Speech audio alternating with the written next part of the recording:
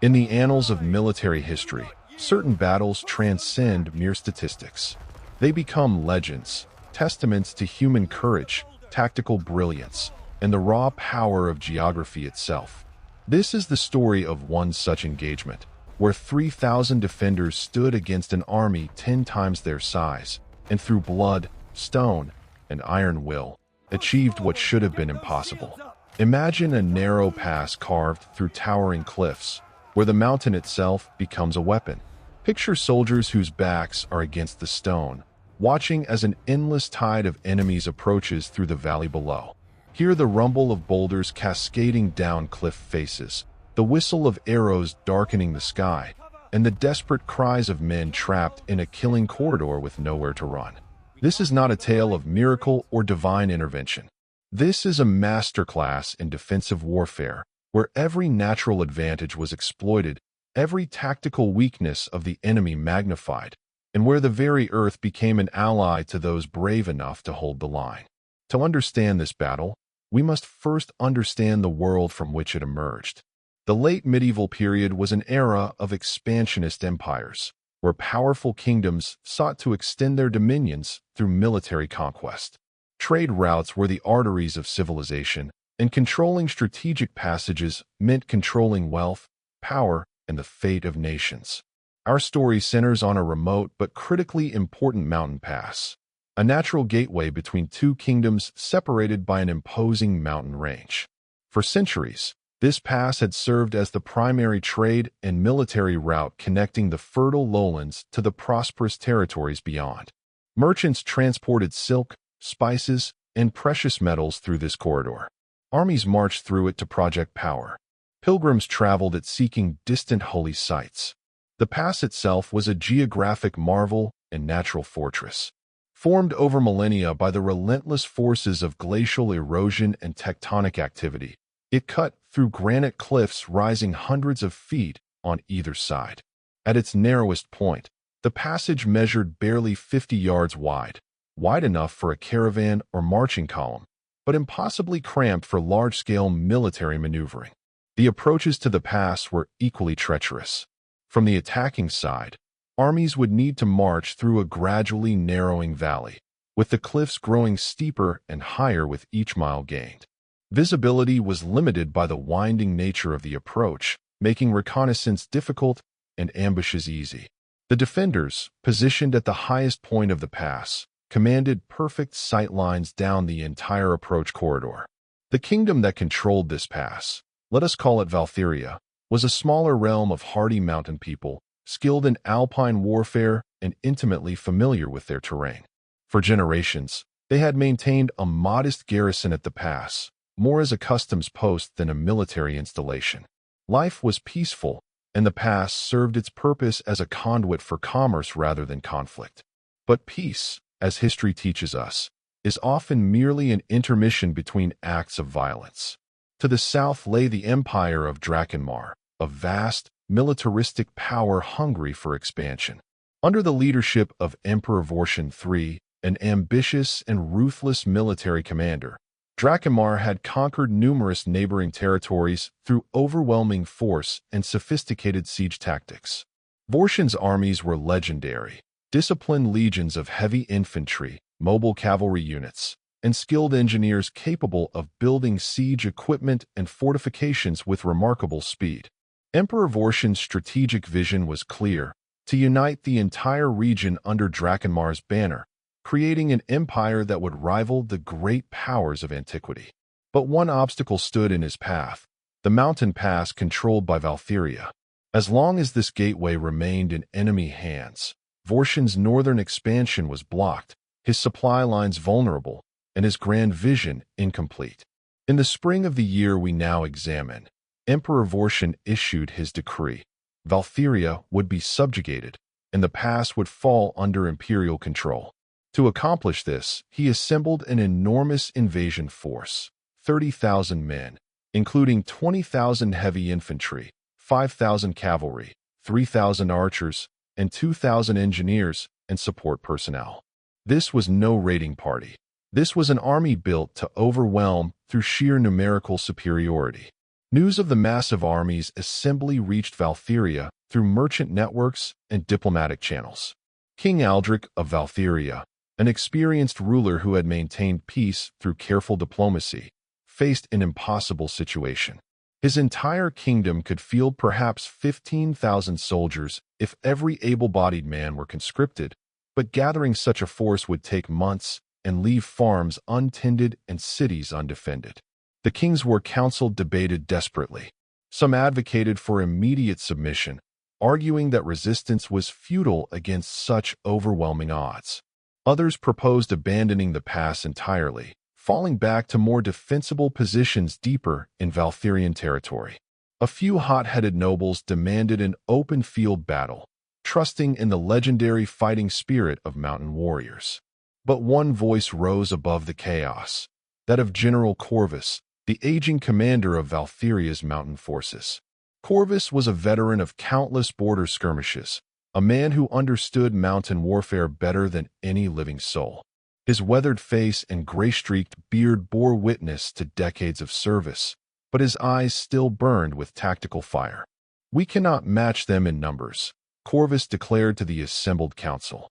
"We cannot defeat them in open battle, but we need not do either. The pass is our fortress, our weapon, our salvation. Give me 3,000 of our best soldiers, veterans who know the mountains, who can endure hardship, who will not break when hell descends upon them. Give me engineers who understand leverage and gravity. Give me time to prepare, and I will hold that pass until the stones themselves crumble to dust." King Aldric, recognizing both the desperate nature of their situation and the fire of conviction in his general's words, made his decision. General Corvus would receive his 3,000 defenders, along with every engineer, blacksmith, and stonemason the kingdom could spare. Supplies would be stockpiled, food for months, arrows by the thousands, weapons, medical supplies, and most importantly, the tools needed to turn the pass into an impregnable death trap. The defenders moved into position 6 weeks before the Drakhamar army's expected arrival. These 3,000 men represented the finest of Valtherian military tradition: 2,000 heavy infantry equipped with spears, swords, and tower shields, 500 crossbowmen skilled in precision shooting, 300 light infantry trained in mobile skirmishing tactics, and 200 specialist troops including engineers, sappers, and combat engineers. General Corvus immediately set his forces to work transforming the pass. The natural advantages were obvious, but Corvus intended to enhance every defensive feature and create new ones where nature had left gaps. At the highest point of the pass, where the cliffs rose sheerest and the pathway narrowed to its minimum width, Corvus established his primary defensive line. Here, his engineers constructed a formidable stone fortification, not a castle, for there was no time or space for such grandeur, but a series of interconnected defensive walls that completely blocked the pass. These walls, built from the same granite as the surrounding cliffs, rose 15 feet high and were reinforced with wooden backing and earthen packing. Crenellations provided cover for defenders while allowing clear fields of fire down the approach. Behind these walls, the defenders excavated fighting positions, supply depots, and shelters carved directly into the cliff face. These caves provided protection from enemy missiles and harsh weather while offering storage for the massive quantities of arrows, bolts, and stones that would be needed. But Corvus's true genius lay not in the fortifications themselves, but in the preparation of the approach corridor. The general understood a fundamental principle of defensive warfare. The enemy must be weakened, disorganized, and demoralized before they ever reach your main defensive line. Working from the fortifications downward toward the valley mouth, Corvus's engineers prepared a gauntlet of death. At regular intervals along the approach, they identified loose rocks and boulders high on the cliff faces, which were then carefully undermined, positioned on leverage points, and rigged with rope and pulley systems. When triggered, these massive stones, some weighing several tons, could be sent crashing down onto the pathway below, crushing anyone unfortunate enough to be beneath them. Additionally, the engineers stockpiled countless smaller rocks, from fist-sized stones to 100-pound boulders, at strategic points along the cliff tops. Wooden chutes and channels were constructed to guide these projectiles toward the pathway, turning simple gravity into a devastating weapon. Teams of defenders were assigned to each position, trained in the timing and coordination necessary to create cascading waves of stone death. Where the cliffs were less steep, Corvus's forces dug concealed pits, covered with thin layers of brush and dirt, their bottoms bristling with sharpened stakes.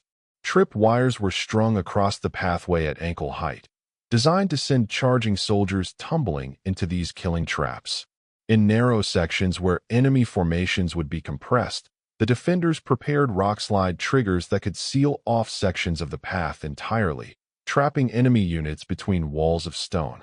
The crossbowmen established firing positions at multiple elevations, creating overlapping fields of fire that covered every inch of the approach. These marksmen practiced tirelessly, learning the exact ranges and angles needed to hit targets at specific points along the pathway. Their ammunition included not just standard bolts, but also specialized projectiles. Firebolts wrapped in oil-soaked cloth, heavy bolts capable of punching through armor at close range, and barbed bolts designed to wound rather than kill cleanly. Water supplies were secured from mountain springs that fed into cisterns carved into the cliff face. Food stores included dried meat, grain, hard cheese, and preserved vegetables, enough to sustain 3,000 men for months if necessary. Medical stations were established in protected caves, staffed by skilled physicians and supplied with bandages, herbal medicines, and surgical tools. General Corvus established a command post at the highest defensive wall, where he could observe the entire battlefield and coordinate the defense. Signal flags and horn calls were standardized, allowing instant communication between different defensive positions. Runners were assigned to carry detailed orders when necessary. As the final preparations were completed, Corvus addressed his assembled defenders. 3,000 men stood in formation, their faces reflecting determination mixed with the natural apprehension that comes before battle. Men of Valtheria, Corvus began, his voice carrying across the assembled ranks. You stand now where history will be written. The enemy brings 30,000 soldiers against our 3,000. They believe numbers will prevail. They believe their empires might cannot be challenged by mountain folk. They are wrong. The general gestured toward the towering cliffs surrounding them. These mountains are our ancestors, our protectors, our weapons. Every stone that crashes down upon the enemy is 1,000 years of geological patience released in our service. Every narrow passage that forces them into killing corridors is nature itself declaring whose side she has chosen. Every advantage of high ground, every perfect firing angle, every trap we have laid. These are the multipliers that will turn our 3,000 into 30,000. His voice rose in intensity. They will come in waves, confident in their numbers. And we will break those waves against these cliffs like the ocean breaks against the shore. They will pile their dead in the pathway below, and still they will come. And we will send them to join their fallen comrades.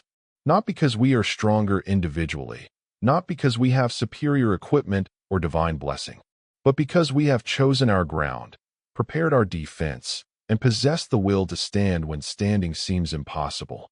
The Drakhamar army arrived on a gray morning in early summer. From his command post, General Corvus watched through a primitive telescope as the enormous force emerged from the distant tree line, a dark mass of humanity that seemed to flow endlessly across the landscape. Banners bearing the Imperial Dragon snapped in the wind above units of gleaming armor and ranked spears. Emperor Vortian himself led the vanguard, mounted on a massive warhorse and surrounded by his elite guard. The Emperor was visible even from a distance, a figure in ornate gilded armor that caught the sunlight, a crimson cloak billowing behind him. He radiated the confidence of a man who had never known defeat, who commanded forces that had broken every enemy they had faced. The Drakhamar forces made camp at the mouth of the valley approach, just beyond effective range of Valtherian weapons. For 2 days, they organized their formations, established supply lines, and conducted reconnaissance. Imperial scouts ventured cautiously up the approach path, noting the narrowing cliffs and the fortifications visible in the distance. Some of these scouts never returned, falling victim to Valtherian crossbowmen who had been positioned specifically to deny the enemy information. On the third day, Emperor Vortian sent emissaries forward under a flag of truce.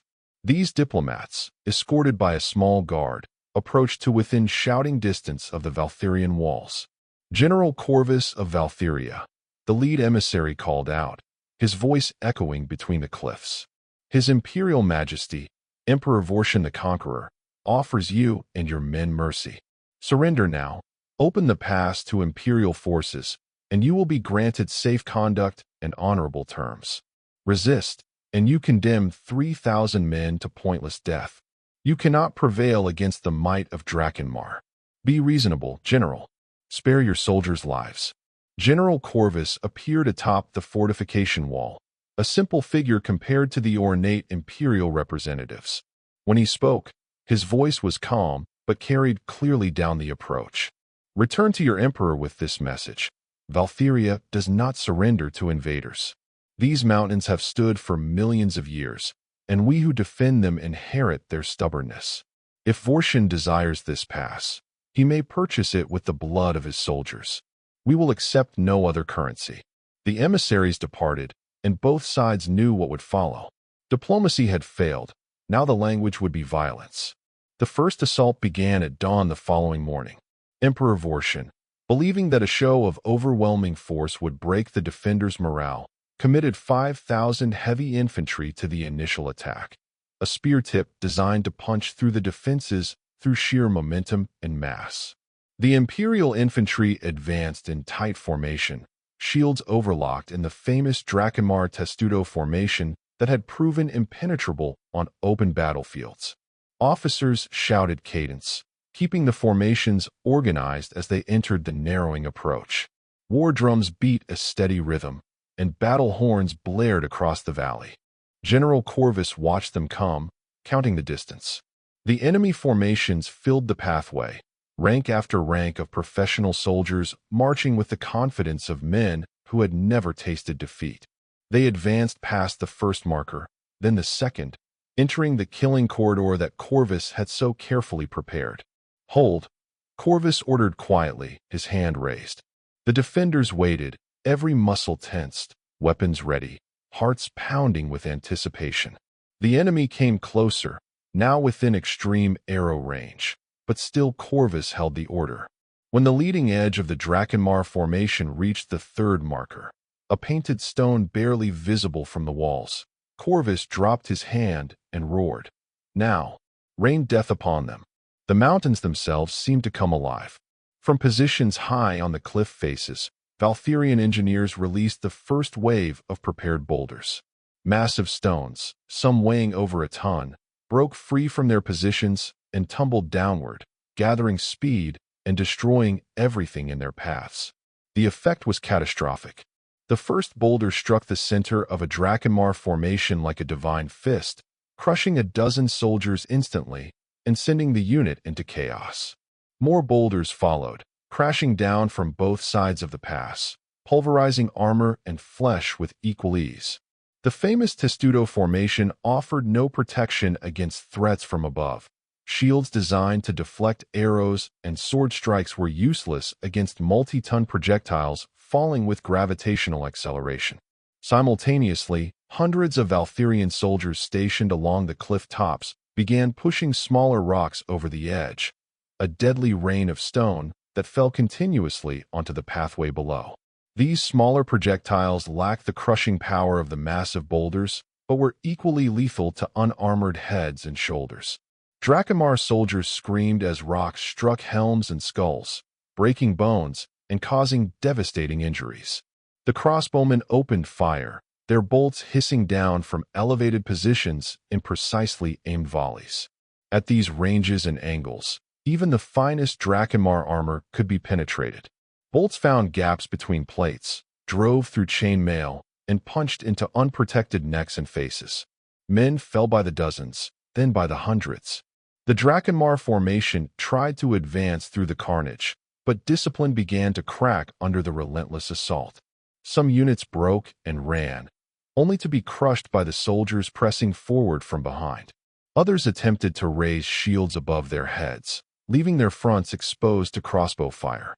The pathway became a confusion of screaming men, falling stones, and spreading blood. Trip wires caught running soldiers, sending them tumbling into concealed pits where sharpened stakes waited. Those who managed to avoid the traps found themselves in narrow sections of the pass, where the cliffs rose sheer and unforgiving, where there was no room to maneuver and nowhere to shelter from the death raining from above. After 30 minutes of this hell, the Drakhamar commanders ordered retreat.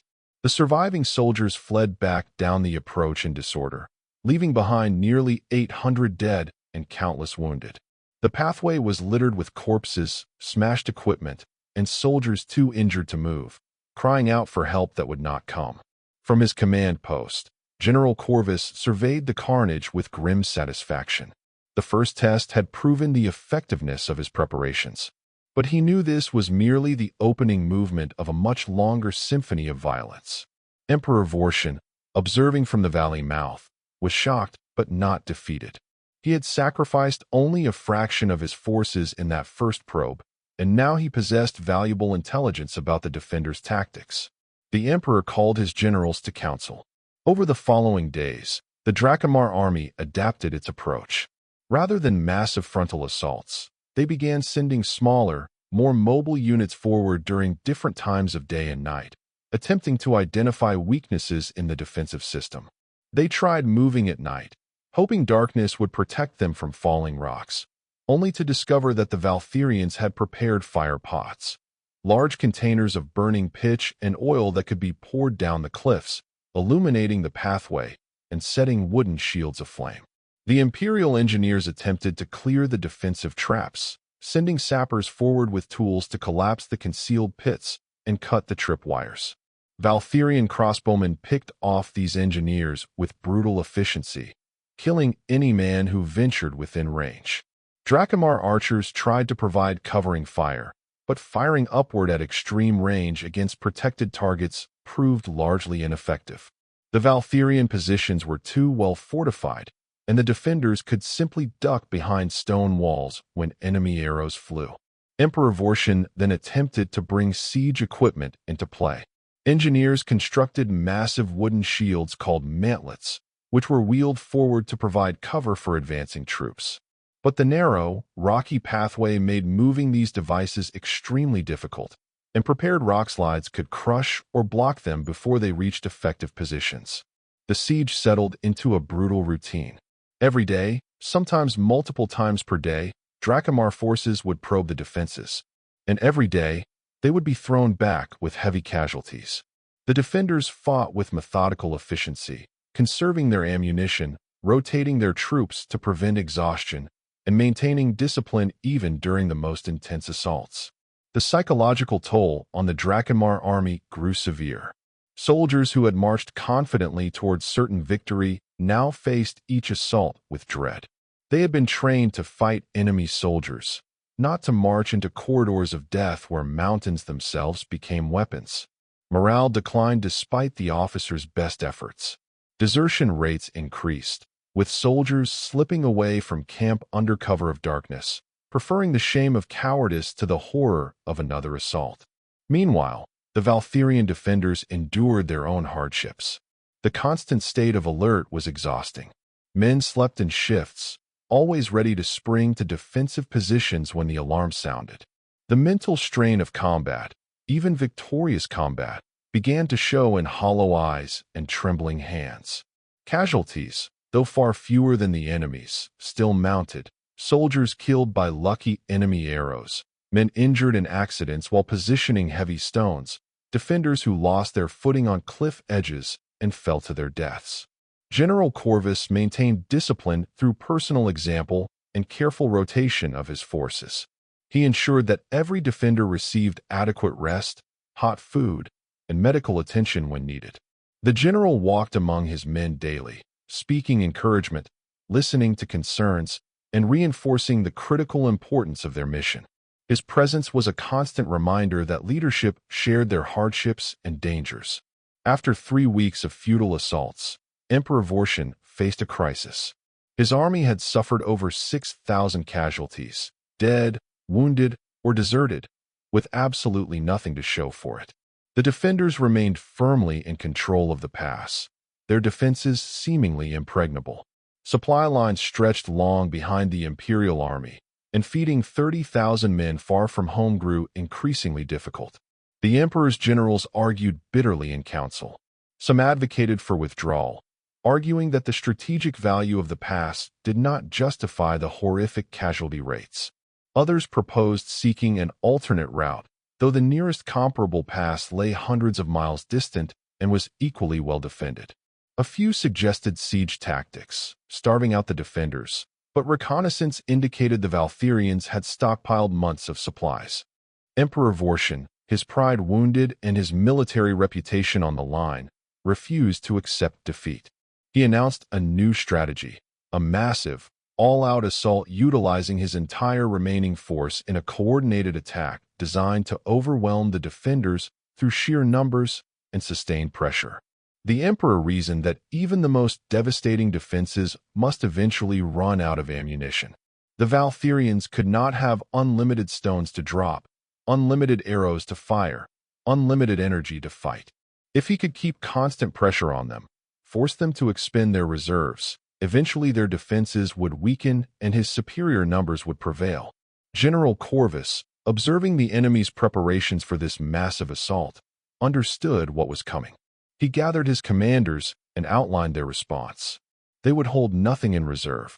Every prepared position would be activated, every trap triggered, every stone dropped, every arrow loosed. This would be the decisive moment. Either the defenders would break the enemy's will completely, or they would exhaust their prepared defenses and be overrun. The entire Valtherian garrison prepared for the storm. Ammunition was distributed to maximum capacity. Engineers checked and rechecked their boulder release mechanisms. Crossbowmen stacked bolts within easy reach. Medical stations prepared for mass casualties. Every defender understood that this would be the battle that determined their fate and their kingdom's future. The final assault began at first light on a morning heavy with fog, a calculated choice by Emperor Vortian to provide his forces with concealment during the initial approach. 22,000 Drakkenmar soldiers moved forward in waves, filling the entire width of the approach path for over a mile behind the leading edge. The sound was apocalyptic, the thunder of thousands of boots on stone, the clash of equipment, the shouted orders and battle cries of men preparing to kill or die. General Corvus waited until the fog began to lift, revealing the true magnitude of the force arrayed against his defenders. Then he gave the order that would unleash hell itself. Every prepared position activated simultaneously. Massive boulders broke free from cliff tops on both sides, creating an avalanche of stone death. The continuous rain of smaller rocks became a storm that blotted out the sky. Crossbow bolts fired in constant volleys, the marksmen shooting as rapidly as they could reload. Trip wires snapped across the pathway at dozens of points, sending charging soldiers into waiting pits. The slaughter that followed defied description. The narrow confines of the pass turned the Drakkenmar army's greatest strength, its numbers, into its fatal weakness. Soldiers had nowhere to go when boulders crashed down. They could not spread out to minimize casualties from falling rocks. They could not maneuver to avoid traps or take cover from crossbow fire. They could only press forward into the meat grinder or retreat over the bodies of their fallen comrades.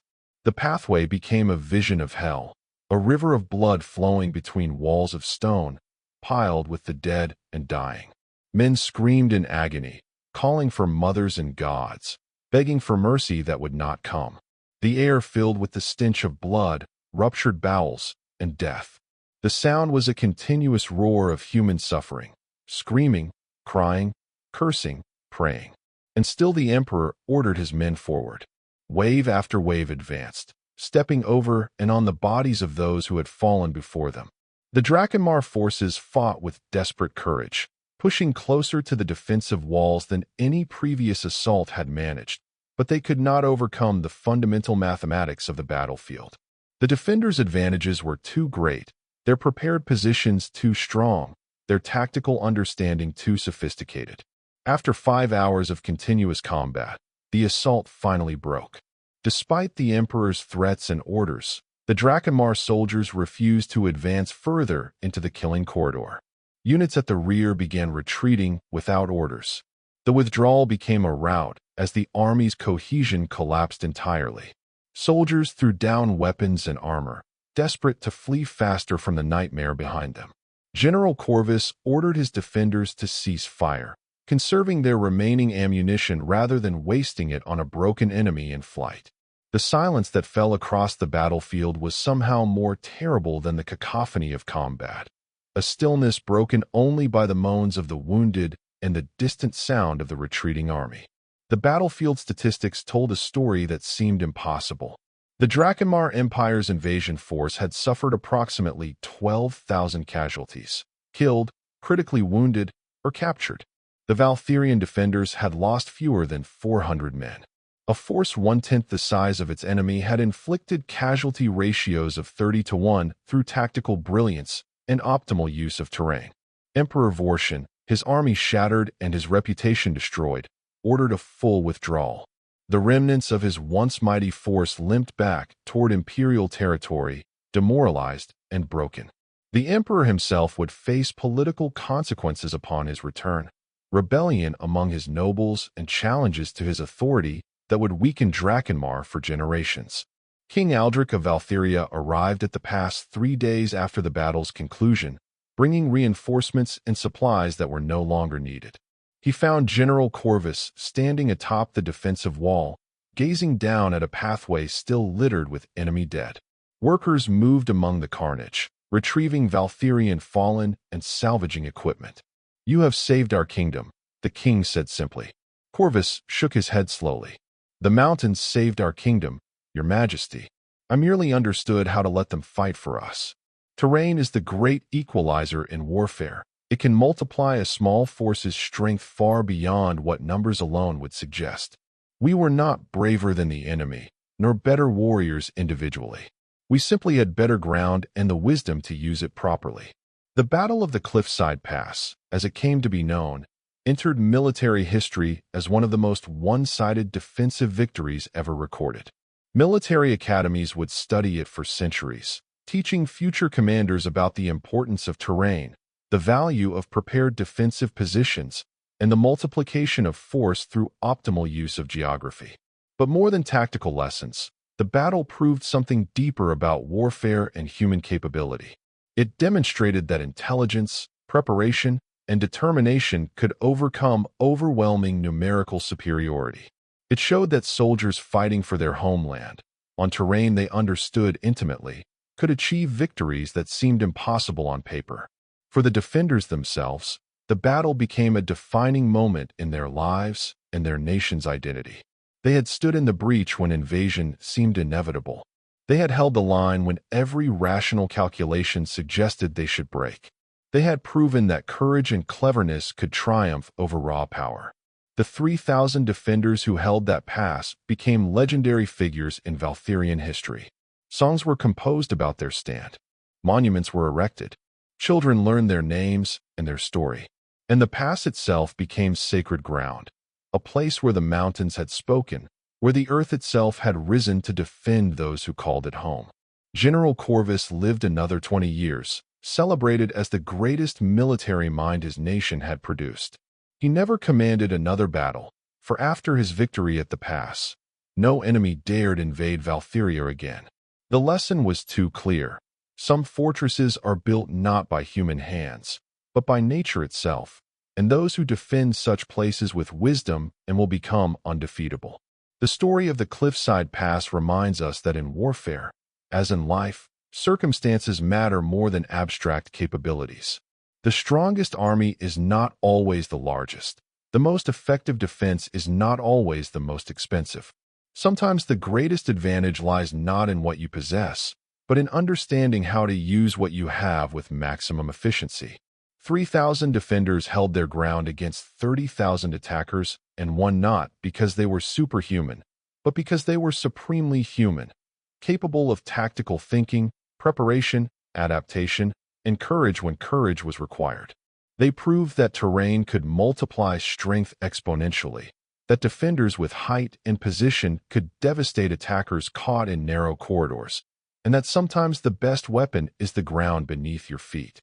Their victory echoes across the centuries, a testament to the enduring truth that in the right place, at the right time, with the right preparation, even the smallest force can move mountains, or at least convince mountains to move for them.